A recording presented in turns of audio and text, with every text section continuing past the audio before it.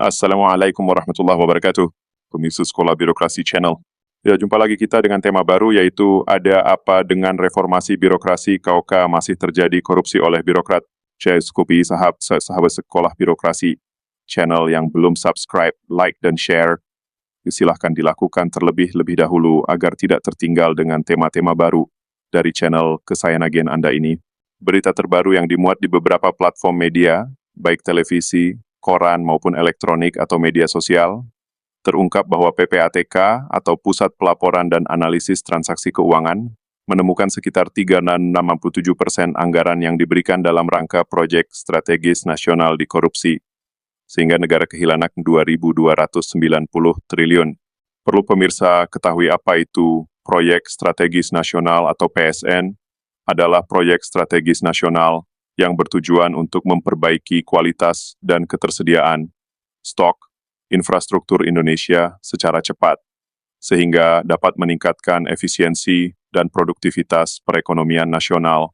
Proyek strategis nasional, PSN, merupakan inisiatif penting pemerintah yang dirancang untuk membangun fondasi yang kokoh bagi pertumbuhan ekonomi Indonesia, berfokus pada pencapaian tujuan jangka panjang. PSN menjadi tonggak dalam upaya pemerintah untuk menciptakan manfaat yang berkelanjutan bagi masyarakat dan ekonomi secara keseluruhan. Khusus dari maksud dilaksanakannya PSN tersebut, maka bermunculanlah berbagai jenis proyek, yakni sebanyak 41 PSN yang ditargetkan selesai tahun 2024. Antara lain 5 proyek selesai pada periode Januari-Maret 2024, 24 proyek ditargetkan selesai pada periode April-September 2024, dan 12 proyek ditargetkan selesai dalam periode Oktober-Desember 2024. Dan dari 36 PSN yang ditargetkan akan selesai. Namun pada April-Desember 2024, masih terdapat berbagai isu yang dilaporkan, terutama terkait pengadaan lahan dan tata ruang.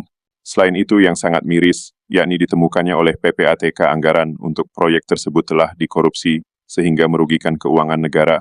Atas dasar tersebut, kita kemudian mempertanyakan, mengapa reformasi birokrasi selama kurang lebih 24 tahun, di mana salah satu tujuan strategisnya, yakni menciptakan birokrasi yang bersih dan akuntabel, serta sasaran strategisnya berupa mampu menurunkan indeks persepsi korupsi, yang ternyata 5 tahun terakhir mengalami penurunan indeks, dalam arti semakin dipersepsikan oleh masyarakat atau publik, bahwa praktek korupsinya semakin tinggi. Reformasi birokrasi yang dilakukan pemerintah Indonesia sebenarnya bertujuan untuk meningkatkan efisiensi, transparansi, dan akuntabilitas. Dan ini sudah dituangkan di dalam Peraturan Presiden Nomor 8 tahun 2010. Namun lain samapi di tahun 2024, dalam praktiknya korupsi masih terjadi dan bahkan semakin masif. Ya sebenarnya apa penyebabnya? Beberapa alasan mengapa korupsi semakin marak terjadi di birokrasi, sehingga dana berbagai proyek yang seharusnya penggunaannya lebih efisien, efektif, dan akuntabel justru tidak terwujud. Penyebab tersebut antara lain, faktor internal 1, kultur korupsi. Mentalitas korupsi sudah mendarah daging dalam beberapa elemen birokrasi. 2, keterbatasan sumber daya, kurangnya sumber daya manusia, teknologi, dan anggaran. 3, kurangnya pengawasan, lemahnya pengawasan dan evaluasi kinerja. 4, konflik kepentingan, pertentangan antara kepentingan pribadi dan kepentingan negara. Faktor eksternal 1, tekanan politik, pengaruh politik dan kepentingan kelompok tertentu. Keterlibatan 2, masyarakat, kurangnya partisipasi masyarakat dalam pengawasan dan kontrol. 3, keterbatasan peraturan, peraturan yang belum lengkap atau tidak efektif. Faktor struktural 1, birokrasi yang rumit, struktur birokrasi yang kompleks dan tidak efisien.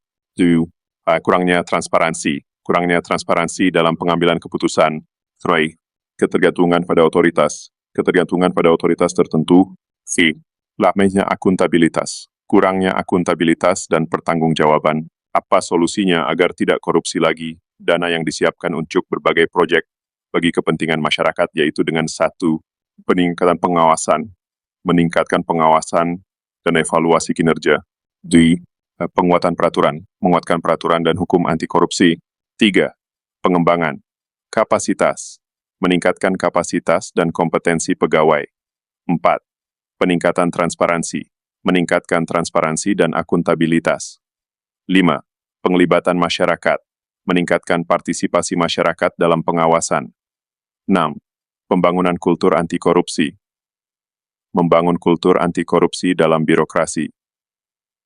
Kesimpulannya bahwa untuk mengatasi praktik korupsi, perlu dilakukan pendekatan komprehensif yang melibatkan semua pemangku kepentingan. Assalamualaikum warahmatullahi wabarakatuh. Pemirsa Sekolah Birokrasi Channel, jumpa lagi kita dengan